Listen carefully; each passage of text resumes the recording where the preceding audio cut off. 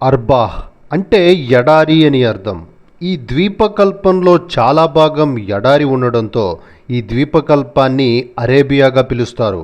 ఇక్కడ నివసించే వాళ్లే అరబ్బులు. ఈ ద్వీపకల్పం అక్కడక్కడ కొన్ని ఒయాసిస్సులతో తీవ్ర దుర్భిక్ష పరిస్థితులతో ఉంటుంది. ఇలా ఉండడం వలన బయట ప్రపంచానికి ఏమాత్రం ఆసక్తి లేకుండా ఉండేది ఈ ప్రాంతం. ఈ కారణం చేతనే ఈ ప్రాంతం ఏనాడు దండయాత్రలకి గురి కాలేదు. బయట ప్రపంచంతో చాలా తక్కువ సంబంధాలు కలిగి ఉండడం వల్ల ఇక్కడ చాలా చిన్న నాగరికత అభివృద్ధి అవుతూ వచ్చింది. ఈ అరబ్బులు తమ భాష అరబ్బీ చాలా గొప్పదని, ప్రపంచంలో ఈ భాషకి సరిపోలే భాషే లేదని గర్వపడుతూ ఇతర భాషలని మాట్లాడేవాళ్ళని అల్ అజామ్గా పిలిచేవాళ్ళు. అంటే మూగవాళ్ళు అని అర్థం. దీనిని బట్టి వీళ్ళకి ఇతర సంస్కృతుల పట్ల ఎంతటి అవగాహన ఉందో అర్థం చేసుకోవచ్చు. ఈ కొద్ది అవగాహనకి కూడా ఈ ద్వీపకల్పం గుండా ఎర్ర సముద్రానికి సమాంతరంగా సిరియా వెళ్లే ప్రధాన రహదారితో పాటు ఇతర దారులు ఉండడం చేత ఈ దారుల గుండా వచ్చిపోయే వ్యాపారుల ద్వారా సమకూరిందే అని స్పష్టమవుతుంది. ఇలా ఉండిన ఈ ద్వీపకల్పంలో కొన్ని తెగలు ఇస్లాం పుట్టటానికి వందల సంవత్సరాల ముందు నుంచే ఈ ప్రాంతంలో ఉంటూ వారిదే అయిన నాగరికతను కలిగి ఉన్నారు. ప్రస్తుతం ఈ నాగరికతకు సంబంధించి ఎటువంటి ఆధారాలు మనకి కనిపించవు. అయితే వీరి సంతతి వారు మాత్రం ఉన్నారు. వీళ్ళనే పురాతన అరబ్బులుగా చెబుతారు. ఇక జీసస్ పుట్టక ముందే ప్రస్తుత యెమెన్ దేశం నుంచి వలస వచ్చి అరేబియా అంతా వ్యాపించి ఒక కొత్త అరేబియా మునిపెన్నడూ చూడని నాగరికతతో ఈ ప్రాంతంలో నివసించారు. యెమెన్ దేశం కూడా అరేబియాలోనే ఉండడం చేత వీరిని స్వచ్ఛమైన అరబ్బులుగా చెబుతారు. ఇక మూడవ వాళ్ళు అబ్రహాం కొడుకు ఇస్మాయిల్ సంతతి వాళ్ళు. వీళ్ళనే విదేశీ అరబ్బులని చెబుతారు. వీళ్ళని మనం ఇలా 3 రకాలుగా చెప్పుకున్న వీళ్లలో అనేక తెగలు ఉండేవి. ఈ ప్రతి తెగలో కూడా స్థిర నివాసులు, సంచార జీవనం చేసేవాళ్ళు అనే 2 వర్గాలు ఉండేవి. ఒయాసిస్ల దగ్గర నివాసాలు ఏర్పాటు చేసుకుని నివసించే ఈ స్థిర నివాసులని హజర్ అని, సంచార జీవనం చేసేవాళ్ళని బెడు అని పిలిచేవాళ్ళు. ఈ వర్గం తమ గొర్రెలు, ఒంటెలతో అనేక ప్రాంతాలకి వెళుతూ ఎక్కడంటే అక్కడ గుడారాలు వేసుకుని జీవనాన్ని చాలా తేలికగా గడుపుతూ, స్వచ్ఛమైన భాష మాట్లాడుతూ, చాలా ధైర్యంగా సైనికుల్లా తమ జీవితాన్ని గడిపేవాళ్ళు. గుడారాలలో నివసించేవాడే స్వచ్ఛమైన అరబ్బు అనేంతగా ఈ లక్షణం అరేబియా వ్యాప్తంగా ఇప్పటికీ చలామణిలో ఉంది. ఇలా ఉండిన ఈ అరేబియా ద్వీపకల్పంలో ఎర్ర సముద్రానికి 80 కిలోమీటర్ల దూరంలో మక్కా నగరం ఉంది. ఈ ద్వీపకల్పం మొత్తానికి ఈ నగరంలో ఉన్న కాబా అతిపెద్ద ఆధ్యాత్మిక కేంద్రంగా ఉండేది. ఈ కాబా ఇప్పుడు చూస్తున్న కాబాలాగా ప్రతిసారి లేదు. ప్రకృతి విపత్తుల మూలాన అనాది కాలం నుంచి అనేకసార్లు దీన్ని పునర్నిర్మించటం, మరమ్మతులు చేయటం జరుగుతూ వచ్చింది. ఇస్లాం పుట్టిన తర్వాత కూడా ఇది 2 సార్లు పునర్నిర్మించబడింది. అసద్ అనే యెమెన్ రాజుకి ఈ కాబా మీద పెద్ద వస్త్రాన్ని తన స్వహస్తాలతో కప్పినట్లు కలరావటంతో ఆ రాజు మక్కా చేరుకొని కిష్వాగా పిలిచే ఈ వస్త్రాన్ని కప్పాడు. ఈ రోజుకి ఈ ఆచారం కొనసాగుతుంది. ప్రస్తుతం ఈజిప్ట్ దేశం నుంచి ఈ వస్త్రాన్ని కాబాకి తీసుకువచ్చి కప్పుతారు. చాలా తక్కువ వనరులు ఉన్న, నైసర్గిక పరిస్థితులు సహకరించకపోయినా కూడా అనేక తెగలు కలిసిమెలిసి సమన్వయంతో ఉన్నారని మీరు అనుకుంటున్నారా? కానే కాదు. ఈ అరబ్బు సమాజ మానసిక పరిస్థితి అత్యంత దుర్భరంగా ఉండేది. ఇలా ఉండిన ఈ ప్రాంతంలో పూర్తి మధ్యప్రాచ్యానికే పితామహుడిగా ఉండిన అబ్రహాంకి తన పని మనిషి హగర్ ద్వారా ఇస్మాయిల్ పుట్టాడు. కొన్ని సంవత్సరాలకి దేవుని ఆజ్ఞని అనుసరించి అబ్రహాం హగర్ని, ఇస్మాయిల్ని మక్కా నగర సమీపంలో వదిలేసి తిరిగి తన ప్రాంతానికి వెళ్ళిపోయాడు. కొంత సమయానికే హగర్ దగ్గర ఉన్న కొద్ది ఆహారం, నీళ్లు అయిపోవడంతో ఇస్మాయిల్ దాహంతో ఏడుస్తూ తన కాళ్ళని నేలకేసి కొట్టడంతో జమ్ జమ్ అనే శబ్దంతో నీరు పైకి ఉబికి వచ్చింది. ఇలా ఇస్మాయిల్, హగర్లు బ్రతికి బయటపడ్డారు. ఈ ప్రాంతాన్నే ప్రస్తుతం జంజం బావిగా పిలుస్తున్నారు. అరేబియా ద్వీపకల్పంలోని ప్రధాన రహదారిలో ఉన్న మక్కా నగరంలో ఈ నీటి ఊట ఉండడంతో అనేక తెగల ప్రజలు ఇక్కడికి చేరుకోవటం మొదలుపెట్టారు. ఇస్మాయిల్ కూడా ఇక్కడే ఉంటూ తన తెగ యొక్క పెద్ద కూతుర్ని పెళ్లి చేసుకున్నాడు. అబ్రహాం కొడుకుగా గౌరవ మర్యాదలు అందుకున్న ఇస్మాయిల్ సంతతి అరేబియా ద్వీపకల్ప వ్యాప్తంగా వ్యాపించింది. అయితే జుర్హుం అనే తెగ మొట్టమొదటగా ఈ కాబా చుట్టూ పెద్ద ఎత్తున నివాసాలు ఏర్పాటు చేసుకుంది. ఈ తెగకి మదద్ అనే నాయకుడుండేవాడు.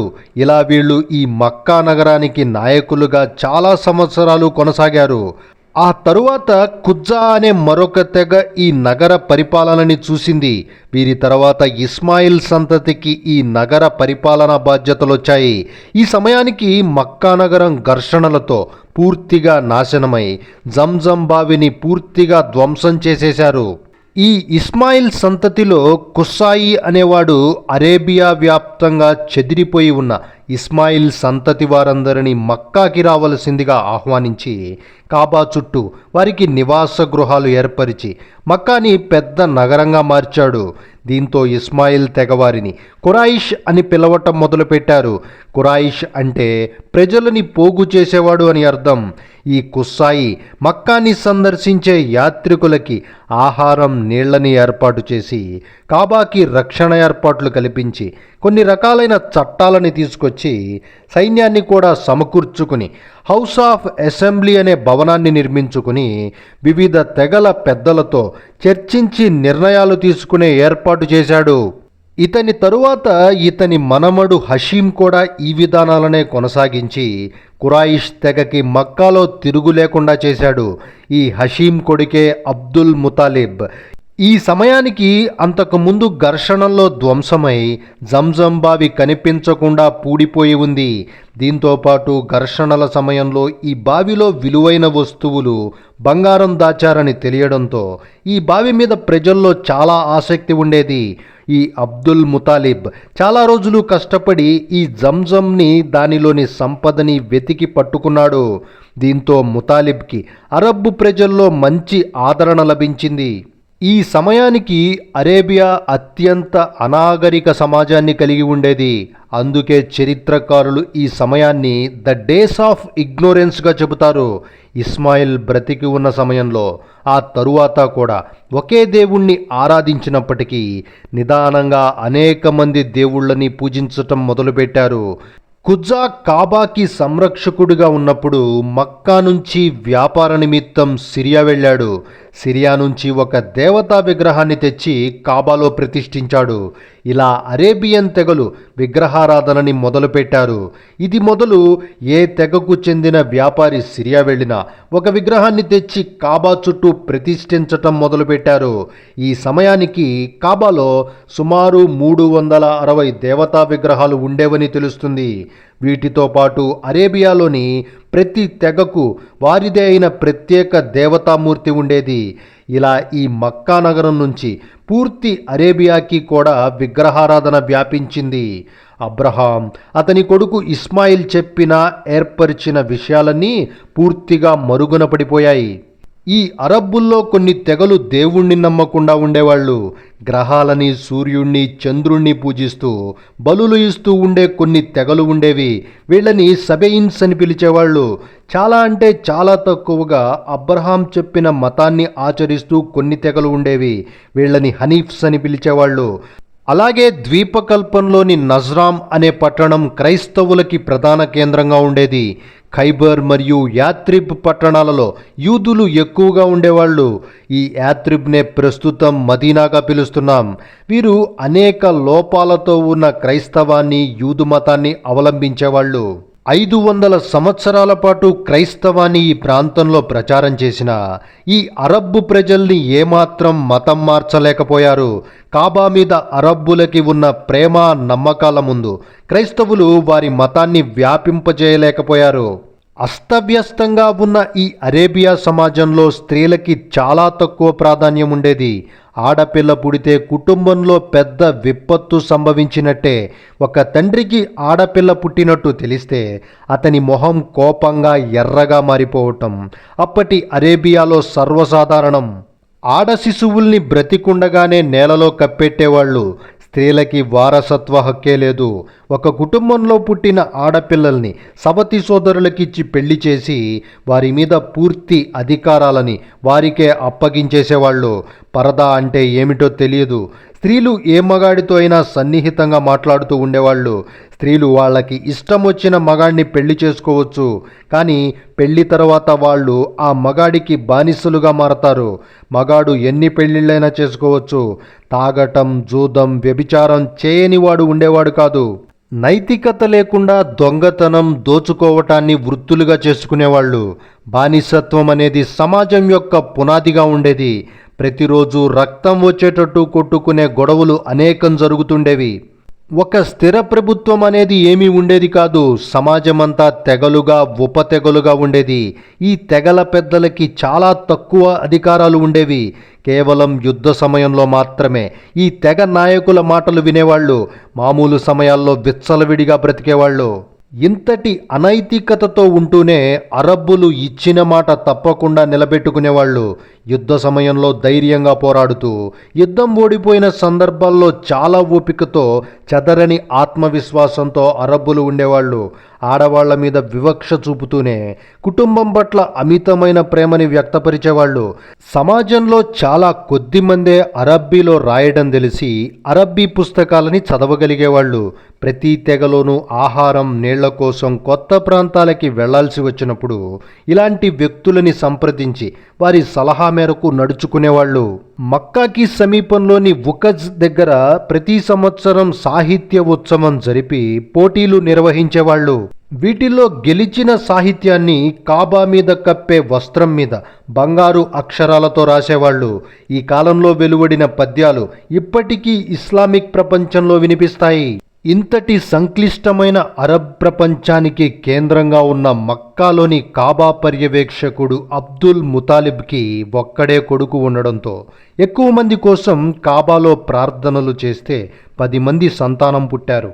తను మొక్కుకున్న ప్రకారం ఈ 10 మందిలో చిన్నవాడైన అబ్దుల్లాని బలి ఇవ్వటానికి ప్రయత్నించినప్పుడు అనేక తర్జన భర్జనల తర్వాత అబ్దుల్లాకి బదులు 100 ఒంటెల్ని బలి ఇవ్వటానికి అందరూ అంగీకరించటంతో కురైష్ కుటుంబంలో ఒక మనిషికి బదులు 100 ఒంటెల్ని బలి ఇవ్వవచ్చు అనే ఆచారం మొదలైంది.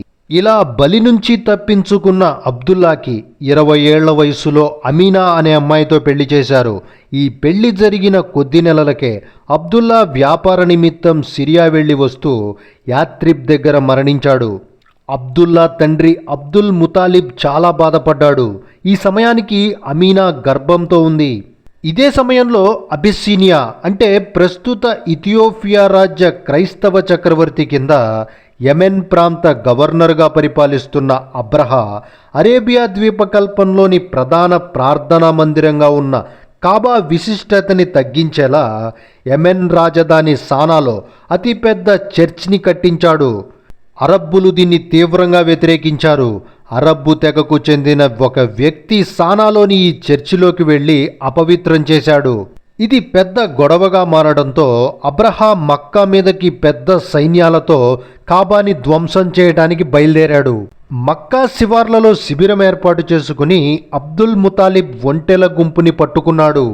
దీంతో అబ్దుల్ ముతాలిబ్ చాలా చతురతతో మాట్లాడి అబ్రహా దగ్గర ఉన్న తన ఒంటెల్ని విడిపించుకున్నాడని, ఆ తరువాత అబ్రహా సైన్యంపై అనేక పక్షులు రాళ్లు వేయడంతో అబ్రహా సైన్యం మరణించి అబ్రహా పారిపోయాడని ఖురాన్ ద్వారా తెలుస్తుంది.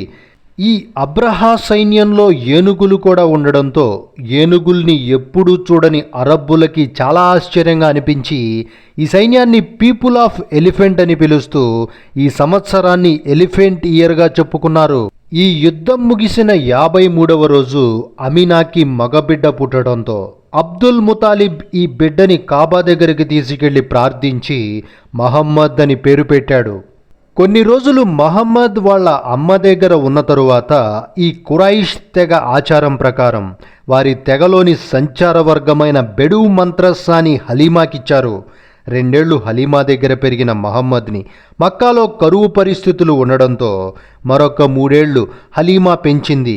ఈ సమయంలో మొహమ్మద్ హలీమాతో పాటు సంచార జీవనం చేస్తూ అరేబియాలోని అనేక ఒయాసిస్సుల్లో గడుపుతూ అరబ్ సంస్కృతిని చాలా దగ్గరగా నేర్చుకోగలిగాడు.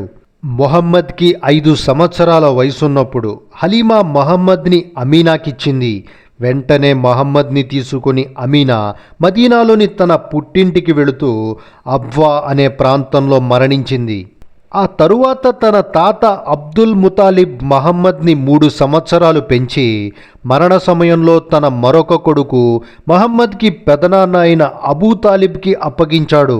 మహమ్మద్ చాలా రోజులు తన పెదనాన్న అబూ తాలిబ్ గొర్రె పిల్లల్ని మేపేవాడు. 20 సంవత్సరాల వయసప్పుడు తన కురైష్ తెగకి కాయిస్ తెగకి జరిగిన యుద్ధంలో కూడా మహమ్మద్ పాల్గొన్నాడు. ఈ సమయంలో కాబా చాలా తీవ్రంగా దెబ్బతింది. కురైష్ కుటుంబాలన్నీ కాబాని పునర్నిర్మించారు. కాబాలో ఉండే నల్లరాయిని దాని స్థానంలో పెట్టే దగ్గర గొడవ జరిగింది.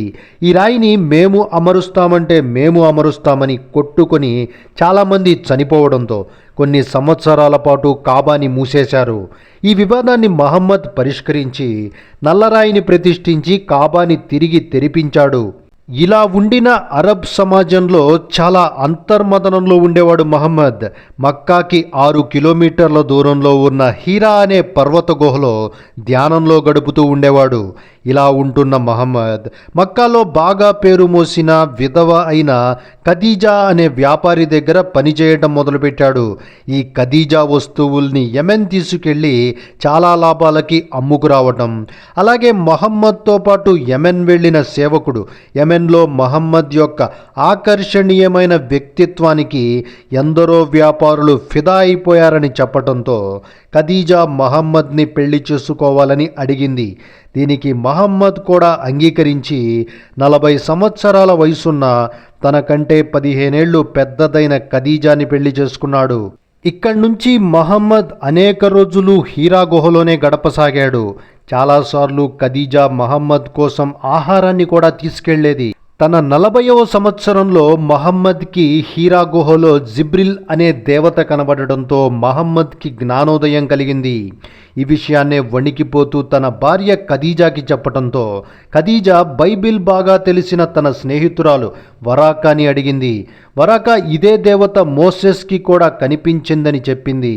ఇలా జిబ్రిల్ దేవత ఇచ్చే సందేశాలని రాయటం మొదలుపెట్టాడు మహమ్మద్. ఇదే ఖురాన్గా మారింది. ఈ కొత్త విధానమే ఇస్లాం అయింది. ఖదీజా మొదటగా ఈ మతాన్ని తీసుకుంది. మహమ్మద్ పెదనాన్న అబూ తాలిబ్ కొడుకు అలీ కూడా ఈ మతాన్ని తీసుకున్నాడు.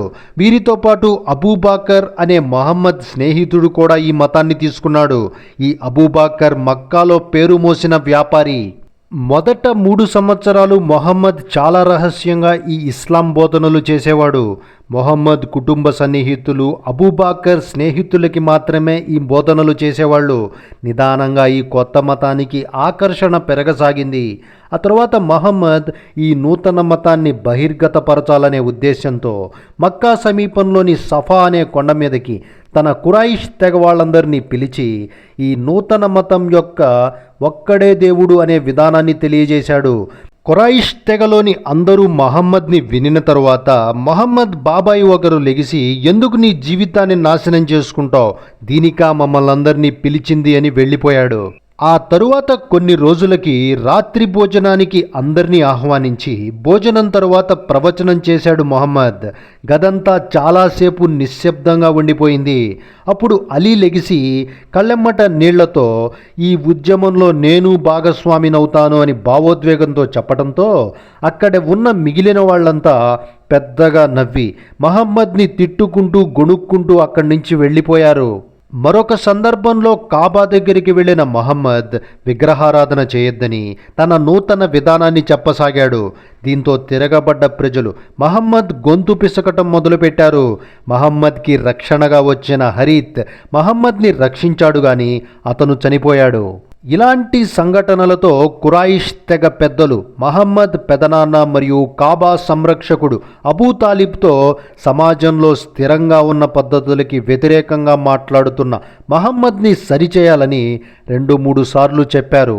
ఈ విషయాన్నే అబూ తాలిబ్ ఇంతకంటే నేను భరించలేను, దీన్ని ఆపేయని చెప్పటంతో మహమ్మద్ దానికి నిరాకరించాడు. దీంతో కురైష్ తెగ పెద్దలు ఉత్బా అనే వ్యక్తిని పంపించి, మహమ్మద్, నువ్వు అరేబియా సింహాసనం కోరుకుంటున్నావా, లేక డబ్బు కోరుకుంటున్నావా, లేదంటే అందమైన అమ్మాయిల్ని కోరుకుంటున్నావా? నీకు ఏది కావాలన్నా అంగీకరించడానికి సిద్ధంగా ఉన్నాం, దయచేసి దీన్ని వదిలేయి అని చెప్పించారు. దీనికి బదులుగా మహమ్మద్ ఖురాన్లోని వాక్యాలని చదవటంతో ఉత్బా రాయబారం చెడిపోయింది. మహమ్మద్ బాబాయి అమీర్ హంజా ఒక సైన్యాధిపతిగా ఉండేవాడు.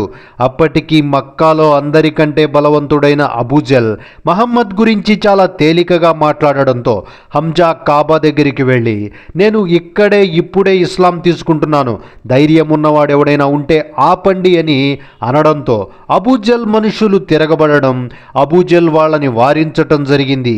ఇలా మొదటిసారిగా ముస్లిమ్స్కి సైనికపరమైన అండ లభించింది. అలాగే కురైష్ తెగలో మొహమ్మద్ బంధువుల ఆధిపత్యం తగ్గటం కూడా మొదలైంది. మొహమ్మద్ అనుచరులపై విపరీతంగా దాడులు జరుగుతుండడంతో మహమ్మద్ తన కూతురు అల్లుడితో సహా కొంతమంది అనుచరుల్ని అబిసీనియా అంటే ప్రస్తుత ఇథియోపియా ప్రాంతానికి పంపించాడు.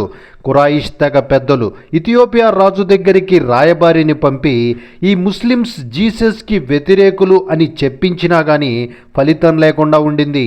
దీంతో కురైష్ తెగ పెద్దలు ఒక సమితిగా ఏర్పడి మక్కాలో మహమ్మద్కి సహకరిస్తున్న కుటుంబాలపై ఆంక్షలు ప్రకటించి ఆ ప్రకటనని కాబా గోడలకి వేలాడదీశారు. దీంతో చాలామంది ఇథియోపియాకి వెళ్ళిపోగా కొద్దిమందే ఉన్న ముస్లిమ్స్ ప్రాణభయంతో మక్కాకి దగ్గరలో ఒక లోయలో తలదాచుకున్నారు. ఈ సమయంలోనే మహమ్మద్కి అన్ని విధాలా సహాయం చేసే అతని పెదనాన్న అబూ తాలిబ్, అలాగే మహమ్మద్ భార్య ఖదీజా మరణించారు. దీంతో కురైష్ పెద్దలు ముస్లిమ్స్పై విపరీతమైన దాడులకి దిగుతుండడంతో మహమ్మద్ మక్కాకి 160 కిలోమీటర్ల దూరంలో ఉన్న తైఫ్ అనే పట్టణానికి వెళ్ళాడు. ఈ పట్టణ ప్రజలు మహమ్మద్ ప్రవచనాలకి అడ్డు చెప్పేవాళ్ళు కాదు, కానీ విపరీతంగా వెక్కిరించేవాళ్ళు. దీంతో తైఫ్ నుంచి మక్కాకి తిరిగి వెళుతున్న మహమ్మద్ని తైఫ్ యువకులు వెంబడించి రాళ్లతో 3 కిలోమీటర్ల పాటు కొట్టడంతో అనేకసార్లు కళ్ళు తిరిగి పడిపోయిన మహమ్మద్ ఆఖరికి ఒక ద్రాక్ష తోటలో దాక్కుని ప్రాణాలు కాపాడుకున్నాడు. మక్కాలో ముస్లిమ్స్ని తీవ్ర శిక్షలకు గురిచేశారు. కబాబ్ అనే అతని ఇంట్లోనే బొగ్గులు రాజేసి వాటి మీద పడుకోబెట్టి చంపారు. బిలాల్ అనే అతన్ని ఎడారి ఇసుకలో పడుకోబెట్టి మీద పెద్ద రాతి బండని పెట్టి కొరడాలతో కొట్టి చంపారు. ముస్లిమ్స్ని మక్కా వీధుల్లో తాళ్లతో కింద పడేసి లాగి చంపారు. సుమయ్య అనే ముస్లిం మహిళని అత్యంత హేయంగా క్రూరంగా చంపారు. మహమ్మద్ ప్రవక్త ఒకసారి ప్రార్థనకి కూర్చున్న సమయంలో అబూజల్ ఒంటె పేగుల్ని మహమ్మద్ భుజాల మీద వేశాడు. మహమ్మద్ బయట కనిపించినప్పుడల్లా పిచ్చివాడు, అబద్ధాల కోరు అని అరవటం చాలా సాధారణంగా జరిగేది. ప్రతి సంవత్సరం మక్కాని సందర్శించే యాత్రికులకి ఇస్లాం సూత్రాలని చెబుతూ ఉండేవాడు మహమ్మద్. మక్కాకి 434 కిలోమీటర్ల దూరంలో ఉన్న తన తల్లి పుట్టిల్లు అయిన యాత్రిబ్ నుంచి వచ్చిన 6గురికి ముస్లిం మత విధానాలు చెప్పటంతో ఈ 6గురు యాత్రిబ్ వెళ్ళి ఇస్లాంని ప్రచారం చేశారు. ఇలా యాత్రిబ్లో మొట్టమొదటిసారి ఇస్లాం పరిచయమైంది. ఈ యాత్రిబ్నే ప్రస్తుతం మదీనాగా పిలుస్తున్నాం. ఇదిలా ఉంటూ ఉండగానే మక్కాలోని మత పెద్దలంతా ప్రవక్తని చంపటానికి నిర్ణయించడంతో ఇది తెలిసిన మహమ్మద్ తన స్నేహితుడు అబూబకర్తో కలిసి మదీనా బయలుదేరాడు. ఈ మత పెద్దల మనుషులు అనుసరించటంతో మక్కాకి 3 మైళ్ళ దూరంలో ఉన్న తార్ అనే గుహలో ఇద్దరు 3 రోజులు దాక్కున్నారు. ఇలా 8 రోజుల తర్వాత సురక్షితంగా మదీనా చేరుకున్నారు. దీన్నే హిజ్రా అంటారు.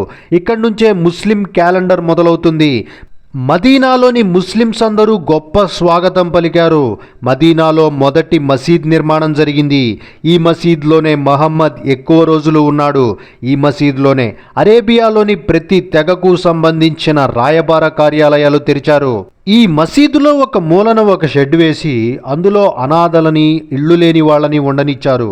రోజులో రకరకాల సమయాల్లో ముస్లిమ్స్ ప్రార్థనలకి వస్తూ ఎంతో గందరగోళ పరిస్థితి ఉండడంతో కొంతమంది క్రైస్తవుల్లాగా గంట పెట్టాలని, యూదులలాగా ట్రంపెట్ మోగించాలని, లేకపోతే నిప్పు వెలిగించి స్వాగతం పలకాలని సలహాలిచ్చిన ఒక మనిషి చేత ప్రార్థననికి పిలుపు ఇస్తూ అజాం ఇవ్వాలని మహమ్మద్ నిర్ణయించాడు.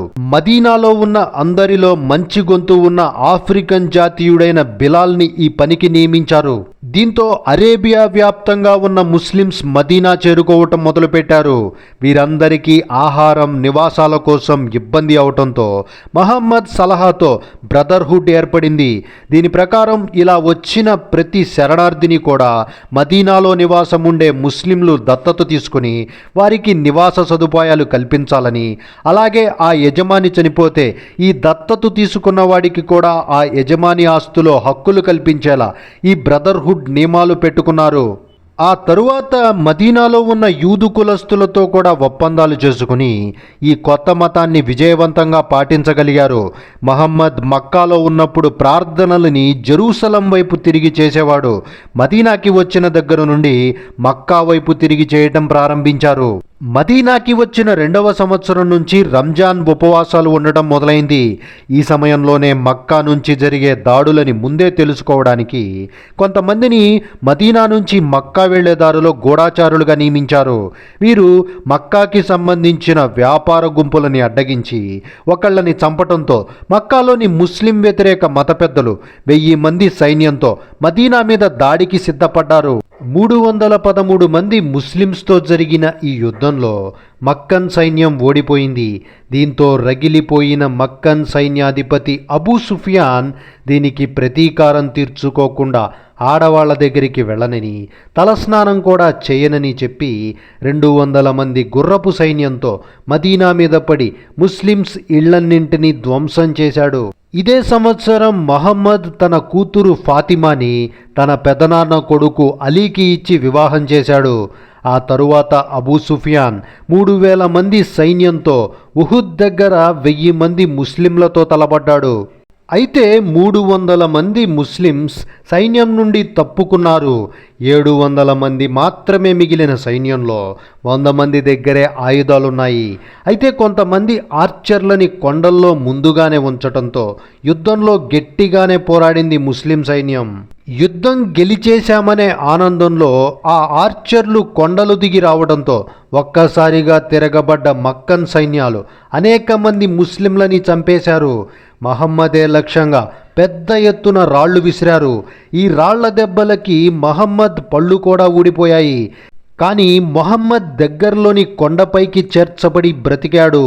ముస్లిం సైనికుల శవాల చెవులు, ముక్కులని కోసి ఆ ఎముకలతో ఆభరణాలు చేసి ధరించారు మక్కన్ సైన్యం. అబూ సుఫియాన్ భార్య యుద్ధంలో చనిపోయిన హంజా శరీర అవయవాలని తినింది. ముస్లింలు వాళ్ళ ప్రధాన సైన్యాధిపతి హంజా చనిపోవటంతో చాలా బాధపడ్డారు. ఈ బాధలు ఇంతటితో తీరలేదు.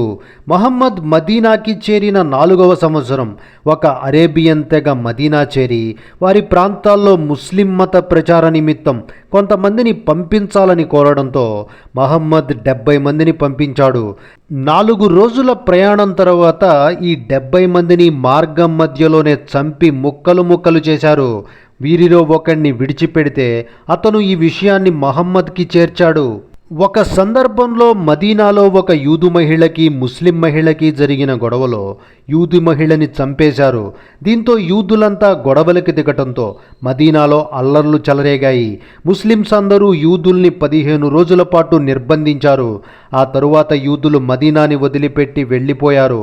ఇంకా మదీనాలో మిగిలిన ఇతర యూదు తెగలు కూడా వివిధ సందర్భాల్లో జరిగిన గొడవలతో మదీనాని విడిచిపెట్టి వెళ్ళిపోయారు.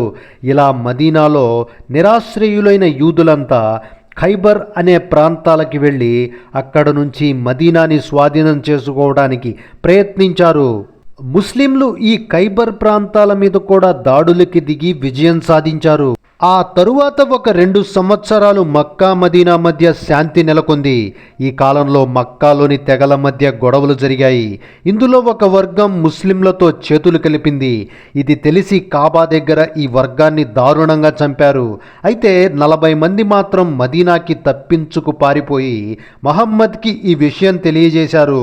దీంతో మహమ్మద్ చనిపోయిన వారికి డబ్బు చెల్లించండి, లేదా మక్కాలో అన్ని వర్గాలని సమానంగా చూడండి, లేదంటే మక్కా మదీనా శాంతి ఒప్పందాన్ని రద్దు చేసుకుంటున్నట్టు ప్రకటించండి అని రాయబారిని పంపటంతో మక్కా శాంతి ఒప్పందాన్ని రద్దు చేస్తున్నట్టు ప్రకటించింది. దీంతో మహమ్మద్ 10,000 మంది ముస్లిం సైన్యంతో మక్కాని అన్ని దిక్కుల నుంచి చుట్టుముట్టి నగరంలోకి ప్రవేశించాడు. చాలా సులువుగా మక్కాని స్వాధీనం చేసుకున్నారు.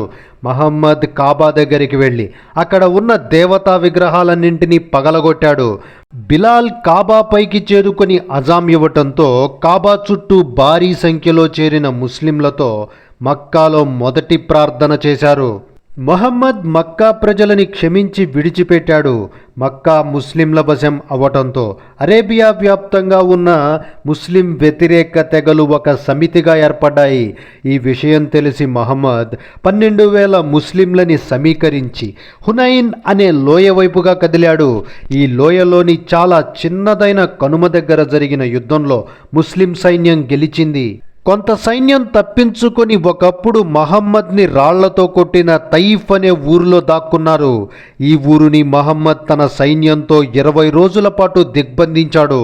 దీంతో ఆహారం నీళ్లు లేక తయిఫ్ ముస్లింల స్వాధీనమైంది. ముస్లింలకి ఎదురు తిరిగిన తెగలన్నీ వాళ్ల సొమ్ములని ఆహార ధాన్యాలని జిర్రాన్ అనే లోయలో దాచారని మహమ్మద్ సైన్యం జిర్రాన్ వెళ్లి వాటిని స్వాధీనం చేసుకుంది. వీటి పంపకాల్లో మహమ్మద్ బంధువులకి ఇతర ముస్లిం తెగలకి గొడవలొచ్చాయి. అలాగే 6,000 మంది యుద్ధ ఖైదీలని విడిచిపెట్టారు. ఈ పరిణామాలు జరిగిన సంవత్సరంలోనే మహమ్మద్కి కుమారుడు పుట్టాడు. అప్పటిదాకా పుట్టిన ఏ ఒక్క బిడ్డ బతకకపోవటంతో ఈ కొత్త బిడ్డ పుట్టుకతో చాలా ఆనందపడ్డాడు. కానీ పుట్టిన సంవత్సరంలోపే ఈ బాబు మరణించాడు. సామాన్య శకం 630 వేసవి కాలంలో క్రైస్తవ రోమన్లు అరేబియాలో ముస్లింలు బలపడుతున్నారని తెలిసి సైన్యాన్ని కూడగడుతున్నట్టు వార్తలు రావటంతో మహమ్మద్ 30,000 మంది సైన్యంతో సిరియా సరిహద్దుల్లోకి నడిచాడు. ఈ సరిహద్దుల్లో 20 రోజుల పాటు ఉన్నాడు. ఈ సమయంలోనే ఆ చుట్టుపక్కల ఉన్న అనేక మంది తెగల పెద్దలు మహమ్మద్ని కలిసి ఇస్లాం స్వీకరించారు. ఇలా మొత్తం అరేబియా ద్వీపకల్పంలోని తెగలన్నీ ఇస్లాం స్వీకరించాయి. ఇది జరిగిన కొంతకాలానికే తన మరణం ఇంకా ఎంతో దూరంలో లేదని తన సన్నిహితులతో చెప్పిన మహమ్మద్ ఆఖరి హిజ్రాకి ఏర్పాట్లు చేయమన్నాడు. మదీనాని సందర్శించి తిరిగి వెనక్కి వస్తూ తన ఆఖరి సందేశాన్నిచ్చాడు. ఈ సమయంలోనే తన వారసుడుగా తన పెదనాన్న కొడుకు మరియు తన కూతురి భర్త అలీని ప్రకటించాడని చెబుతారు. మదీనా నుంచి వచ్చిన కొద్ది రోజులకే మహమ్మద్ ఆరోగ్యం చెడిపోయింది. అయినా మహమ్మద్ రోజు కాబాలో ప్రార్థనలకి వెళ్ళేవాడు.